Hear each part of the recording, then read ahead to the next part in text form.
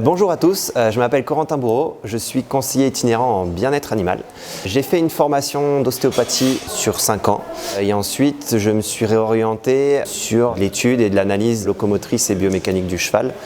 pour essayer d'optimiser un maximum les soins qu'on peut amener sur les chevaux. Et sur ce parcours-là, j'ai rencontré beaucoup de chevaux qui avaient des sensibilités au niveau des pectoraux à ce niveau-là. Et je me suis posé la question de comment on pouvait essayer de solutionner la problématique observée. Et du coup, j'ai mis en place un prototype de sangle qui permet en grande partie de soulager justement ces sensibilités qui pouvaient être observées à la palpation. L'idée principale, c'était de comprendre pourquoi les pectoraux ascendants, donc qui sont vraiment les pecs qui soutiennent avec les dentelés et la sangle thoracique, pourquoi ces muscles-là étaient douloureux et de voir si on ne pouvait pas améliorer justement le confort des chevaux à ce niveau-là. Donc la sangle, elle est finalement assez simple, assez binaire dans la conception.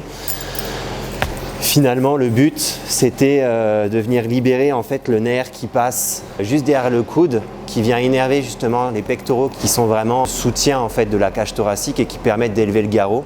Donc c'était vraiment de libérer cette zone-là derrière le coude qui est assez sensible, la peau est très malléable, très molle, très facilement atteinte par des plaies ou des blessures liées à la sangle. Donc le but c'était vraiment de se focaliser là-dessus pour libérer en fait toute cette zone-là. Donc ce qu'on a réussi à faire justement avec cette typologie de sangle qui permet vraiment de, même sanglé, d'avoir la main qui passe complètement derrière le coude et vraiment de libérer le mouvement d'amplitude de l'épaule à 100% quasiment dans le mouvement locomoteur du cheval. Ça c'était vraiment l'idée de base et après de venir travailler sur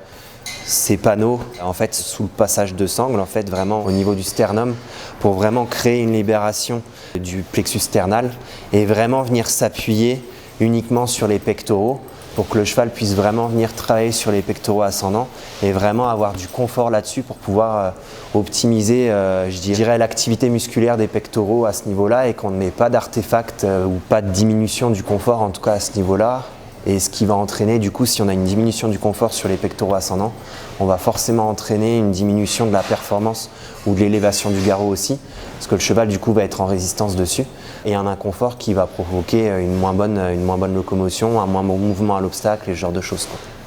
Voilà.